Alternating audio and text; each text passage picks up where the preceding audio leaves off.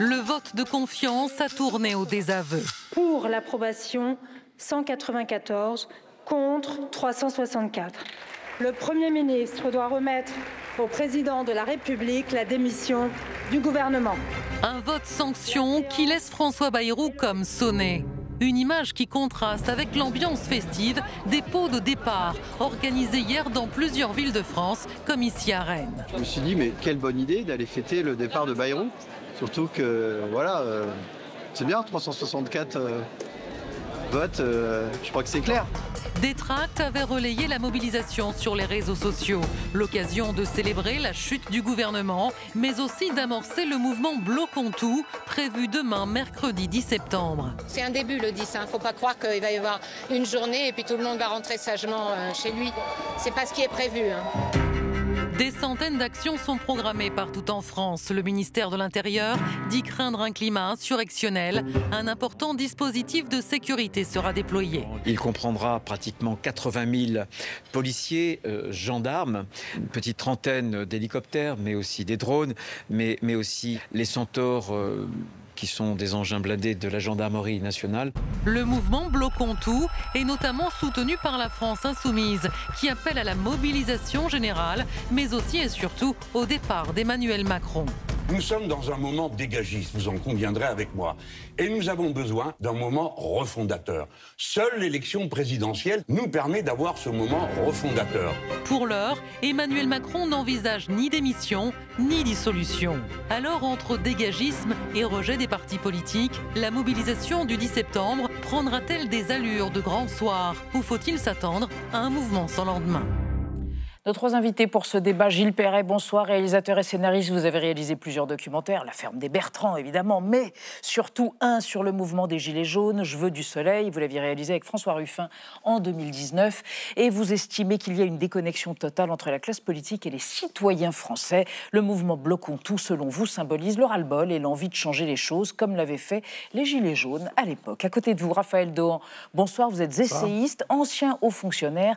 Dernier ouvrage, Faire de la France une démocratie, aux éditions du Cerf. Selon vous, nous traversons une crise d'inertie.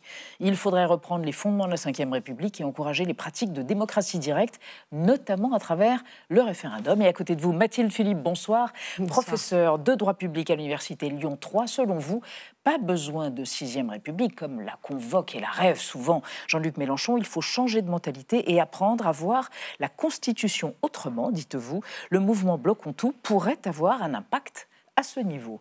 Et on démarre, Benjamin, par la citation, la déclaration du jour. Elle est signée Jean-Luc Mélenchon. « J'interprète la chute de François Bayrou comme une victoire populaire », a déclaré le chef de file de la France insoumise. C'était hier soir. Gilles Perret, pour vous aussi, c'est une victoire populaire. Vous reprendriez ces mots ? Dans un sens, oui. En tout cas, c'est la victoire des députés. Pour une fois qu'on donne la parole à les députés, ils ont visiblement au moins ce pouvoir-là de renvoyer M. Bayrou chez lui.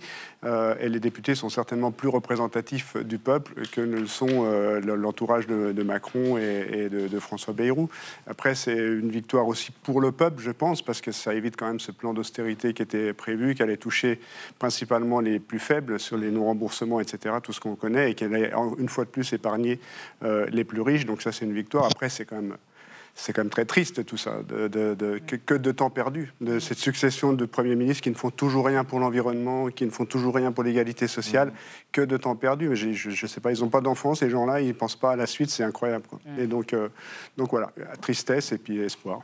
Raphaël Dohan, pour vous, comment vous interprétez cette déclaration populaire, j'ai du mal à le comprendre, puisque ce n'est pas vraiment une victoire. On ne sait pas très bien qui sort gagnant de cet épisode-là.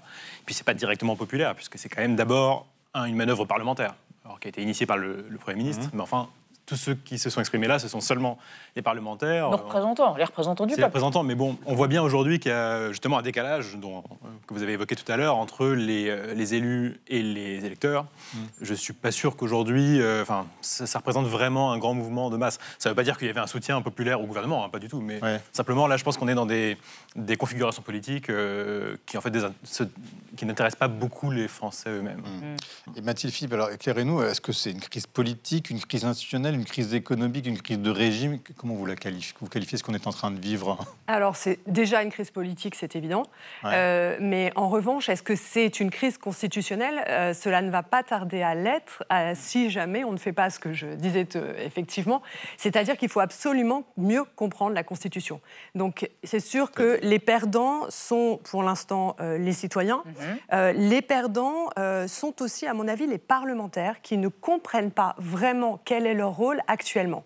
La Constitution, lorsqu'il n'y a pas la majorité absolue, permet aux parlementaires de prendre la main. Et ils doivent prendre la main. C'est à eux désormais de le faire, c'est-à-dire qu'ils doivent s'organiser, former une coalition. Alors évidemment, il faut faire des compromis. Ça, c'est difficile, mais faire une coalition qui fasse surgir un programme et donc un nom. Alors, ça paraît extrêmement complexe, mais c'est vrai que c'est malheureusement la seule solution si on veut pouvoir reprendre la main actuellement sur la crise politique. Gilles Perret, il n'y a pas de compromis. Il pourrait y avoir des compromis, pour vous, c'est encore possible ou pas? Alors là, moi, je ne suis pas un spécialiste. Non, mais quand on dit victoire populaire, on a l'impression que voilà, c'est terminé, que toute cette classe politique n'est plus en capacité de diriger et de nous représenter. Moi, je me suis intéressé énormément, dans le cadre de mon travail, à toute l'histoire sociale française. Et l'histoire sociale française, elle ne sait pas souvent... Enfin, la progression sociale, la progression du niveau de vie, du niveau de santé, du niveau de retraite, etc., ça ne s'est jamais fait dans le compromis. Ça s'est quand même fait dans le rapport de force et ça ne s'est jamais fait ni dans la joie, ni dans la bonne humeur.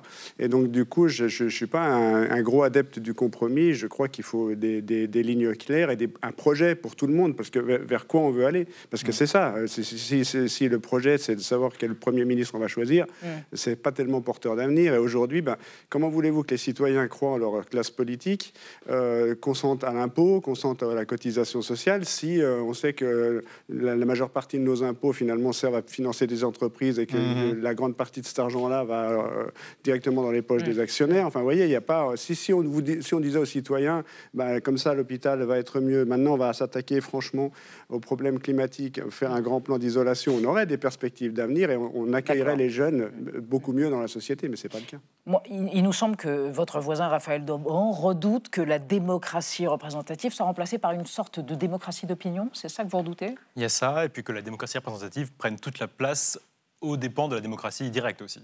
Je pense que moi, depuis la dissolution, je me suis toujours dit que c'était l'occasion ou jamais de revivifier la pratique du référendum, parce que puisqu'on a justement un Parlement qui est bloqué en trois groupes qui sont incapables de s'entendre, moi je ne suis pas très optimiste sur la capacité de ce Parlement-là à trouver des compromis au-delà d'un accord de non-censure sur le budget. Et encore un budget qui serait le même que le précédent. En revanche, il y a des majorités de fait entre les Français sur certains sujets, des grands sujets d'ailleurs, sur l'énergie, sur des sujets régaliens, sur le logement, bon, pourquoi pas. Il y en a beaucoup et le président de la République aurait pu se servir de ses prérogatives pour déclencher un référendum sur différents sujets et en fait faire gouverner les Français. C'est pas la voie qu'il a choisie, clairement. Et donc aujourd'hui, il est bloqué, il ne peut plus réformer et je ne vois pas comment son mandat peut reprendre la moindre voie de réforme. On y reviendra tout à l'heure, mais concentrons-nous sur les Français et la colère des Français. La constitutionnaliste que vous êtes, comment elle réagit quand elle entend ça? Que ce n'est pas au président de la République de prendre l'initiative en réalité. Lorsqu'il n'a pas la majorité absolue au Parlement, il n'a plus l'initiative. Et puis le référendum, il y a une grande méfiance en France envers le référendum, ça n'est pas pour rien. C'est parce que justement, il y a cette tradition de l'homme fort, je dis exprès pas la femme forte, parce que c'est l'homme fort, cette idée qu'il y aurait un homme fort qui gouvernerait mieux. Et le référendum, dans le passé, a toujours servi à essayer de légitimer ces hommes forts.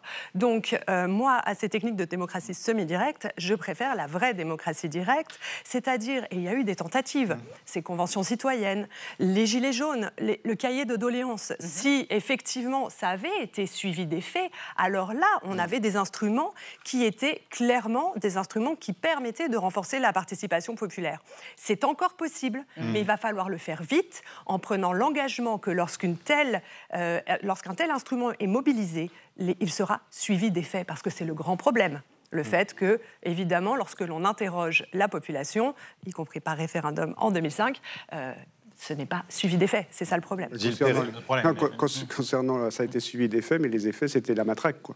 Et c'est vrai que ce mouvement des Gilets jaunes a été réprimé dans une violence terrible. On se souvient de Castaner et tout ça, et c'était terrible. Par contre, il y avait quand même quelque chose de jouissif, en tout cas en ce qui concerne par rapport à mes attachements aux questions sociales, c'est que dès que la discussion s'instaure entre des citoyens sur un rond-point qui sont à l'origine plutôt dépolitisés, méfiants du système comme ça, plus les semaines et les jours passaient, plus la question qui revenait, alors qu'ils ne voulaient pas entendre parler des impôts, il y avait trop de charges et tout comme ça, c'était justement remettre l'impôt sur la fortune, faire un impôt plus juste, comment, quand on expliquait la cotisation sociale, qui est quand même un magnifique édifice, c'est pas les charges sociales, eh bien, naturellement, les gens venaient à ce réflexe-là, et des réflexes qui sont plutôt de gauche, de partage, d'organisation collective. Et Bloquons tout, c'est une réédition pour vous des Gilets jaunes? Franchement, on n'en sait rien pour l'instant. En tout cas, c'est l'émanation d'un ras-le-bol quand même assez généralisé, mais par contre qui est beaucoup plus scanné, scruté, et il n'y a pas le côté des Gilets jaunes. Oui, spontané. Puis surtout, le Gilet jaune, il y avait dans la classe médiatique, il y avait un petit côté exotique comme ça, donc on s'y intéressait. On a été gentil au début avec les Gilets jaunes,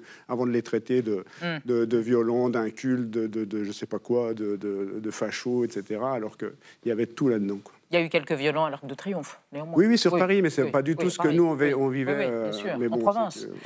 On va évoquer avec vous trois et avec Julia le fait que donc, les gens qui sont à l'origine de ce mouvement Bloquons tout ont choisi Coluche comme figure tutélaire ou comme égérie, je ne sais pas comment il faut le dire, mais alors un Coluche retrafiqué par l'IA. Tout à fait. Alors c'est la dernière tendance sur les réseaux sociaux, utiliser la figure de Coluche pour lancer des appels à bloquer la France, donc le 10 septembre. Des vidéos de l'humoriste décédé il y a près de 40 ans qui sont générées donc par l'intelligence artificielle et qui se multiplient sur TikTok et YouTube notamment. Regardez. Si vous voulez vraiment faire chier l'État, faut pas juste rester au lit le 10. Faut continuer le 11, le 12, le 13... jusqu'à ce qu'ils viennent nous supplier en slip devant le carrefour du coin. Sinon, c'est juste une manif de flemmards. Grâce à l'IA, donc, les internautes ont aussi généré, vous allez voir, un bébé Coluche récitant un vrai sketch datant de 1980. Il a été réactualisé au goût du jour. Ils nous font chier avec la sécurité sociale qui est en déficit alors que le ministre de la Santé n'est même pas médecin. Alors on se souvient, l'humoriste était engagé politiquement, un ardent défenseur des classes populaires. C'est la raison pour laquelle le collectif Les Essentiels, qui est à l'origine de Bloquons tout, en a fait sa figure de proue. Et puis l'autre raison, c'est que Julien Maricio, le fondateur de ce collectif qui appelle à rendre le pouvoir au peuple, eh bien, il se fait très rare dans les médias parce qu'il ne veut surtout pas personnaliser ce mouvement. Et c'est pour cela qu'il a décidé de faire de Coluche sa figure de proue. Je me tourne vers vous, Raphaël Dauen. On voit que pour le moment, c'est un mouvement qui n'a pas de leader. Pourquoi, selon vous, quel est l'intérêt? Oui, d'ailleurs, le fait qu'il prenne une figure d'abord du passé et en plus en l'animant de manière virtuelle, ça montre bien à quel point il refuse d'avoir un leader aujourd'hui incarné. Il y avait eu le même problème qui s'était posé pour les Gilets jaunes et c'est souvent quand même une difficulté après pour durer et pour arriver à quelque chose. Ça a été aussi un des problèmes du mouvement 5 étoiles en Italie, même s'ils ont fini par trouver des figures qui ensuite ont été assez éphémères quand même dans la vie politique italienne. Grillo et d'autres. Grillo, mais qui n'a pas réussi non plus à transformer l'essai vraiment. Et je pense qu'il peut se poser le même problème. De toute façon, pour ce mouvement Bloquons tout, il y a à la fois le manque d'incarnation et puis aussi le manque d'accroche. Quelle est exactement la mesure, par exemple, ou le sujet précis sur lequel se tourne le mouvement? Pour les Gilets jaunes, il y avait eu une étincelle de départ.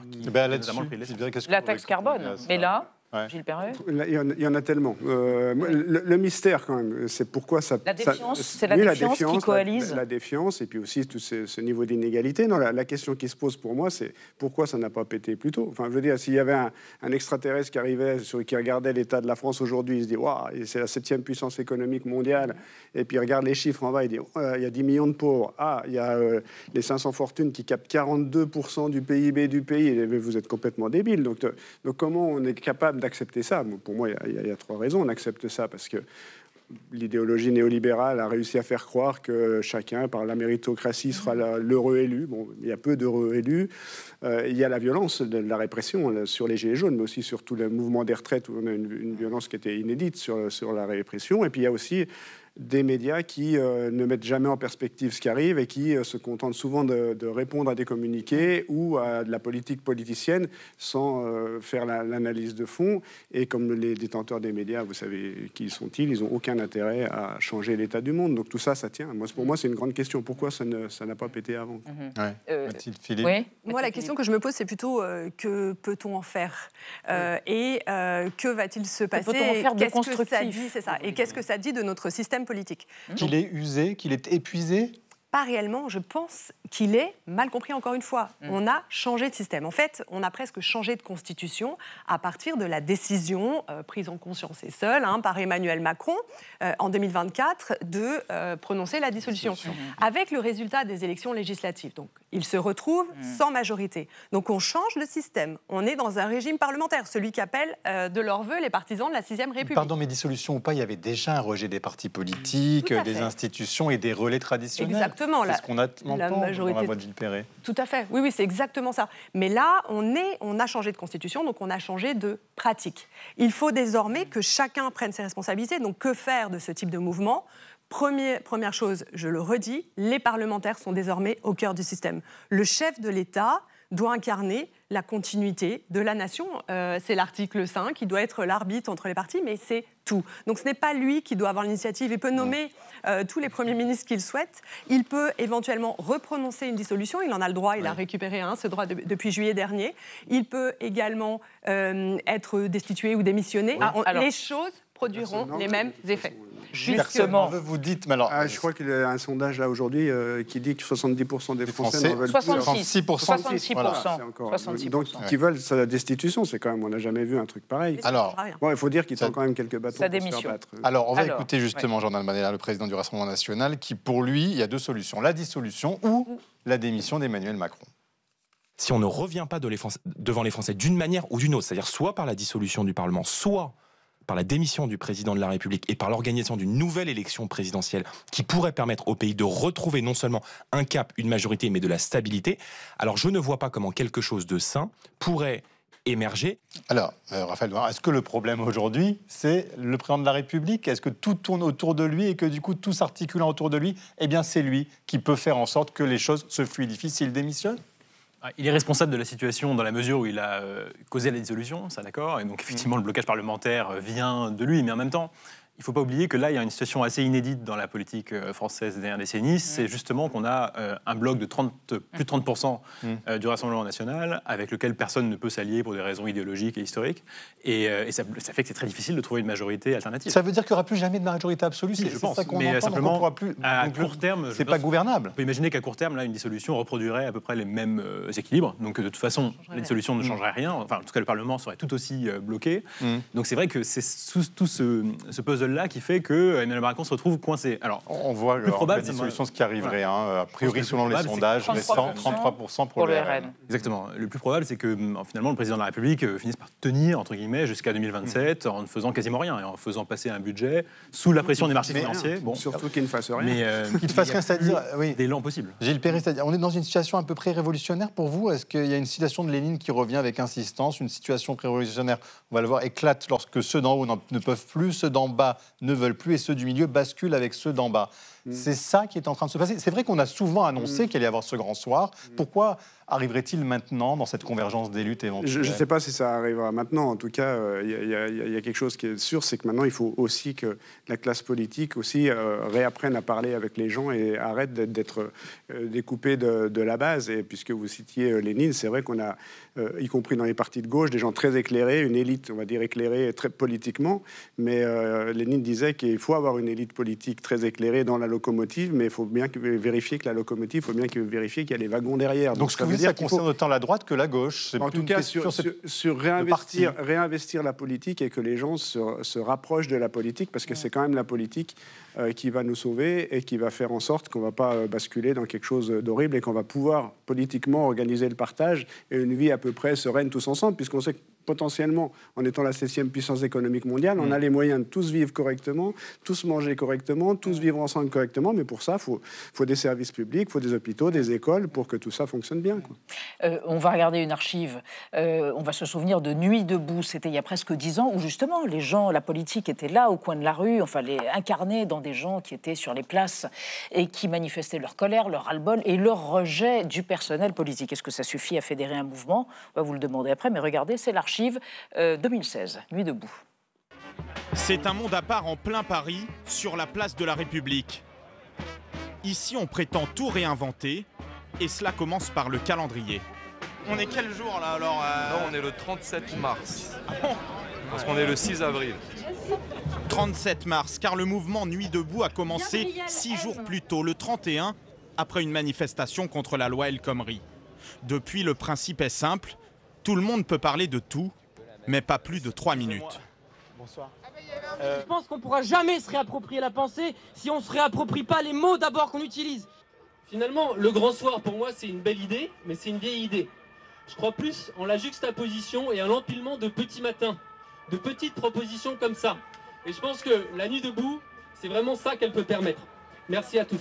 La loi El Khomri, c'est en référence à l'ancien ministre du Travail qui avait mis en place une loi très critiquée à l'époque. Mathilde Philippe, vous dites qu'il faut recréer du lien. Mais on a l'impression, voilà, 2016, ça n'a pas été le cas.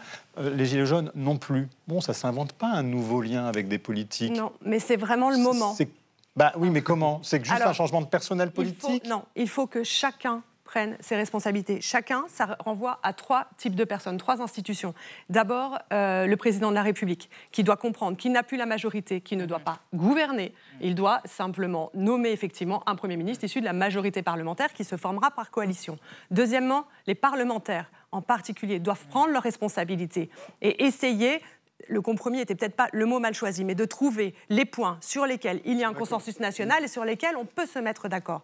Et troisièmement, les citoyens et les citoyennes doivent prendre leurs responsabilités parce qu'il va falloir s'exprimer, il va falloir discuter, mais il va falloir aussi participer. Donc pas besoin d'une 6e République pour vous? Alors, peu importe, parce que la 6e République qui est appelée des vœux de tous, elle est là, régime parlementaire, c'est ce qu'on a. Alors, à 2 conditions, la Convention, il y a quand même une institution qui est le Comité économique, social et environnemental qui pourrait être revalorisé. Et puis, il y a toutes ces conventions citoyennes où ces modes de participation, mais à condition qu'ils soient suivis des faits. Bof, vous faites l'amour, référendum d'initiative citoyenne, tout ça. Oui, normalement, on a tous les outils sans avoir besoin de faire des comités à part. Normalement, si la démocratie fonctionnait correctement, on devrait avoir des députés plus représentatifs, certainement, de l'état du pays. On devrait normalement arriver à gouverner sans être obligé de faire des bricoles comme ça et de faire de la discussion qui n'aboutit pas forcément à grand-chose.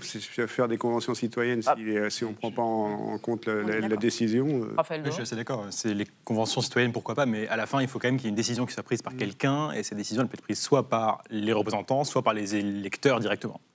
La France Insoumise a annoncé déposer une motion de destitution d'Emmanuel Macron. Ça va servir à quelque chose? Ça peut servir à quelque chose? Franchement, on sait que ça ne va pas aboutir. Donc, Emmanuel Macron, il peut décider de démissionner s'il veut faire un geste historique. Après tout, le général de Gaulle avait bien envisagé ça. Qu'il parte pour sa santé mentale, ou alors qu'il se fasse déboucher les oreilles, ou sinon ça va mal finir pour lui, pendu par les pieds sur la place de la Concorde. Ce sera peut-être pas mieux pour le prochain président. Ce sera la conclusion un peu taquine de ce débat, bien sûr. Merci à tous les 3 d'être venus débattre.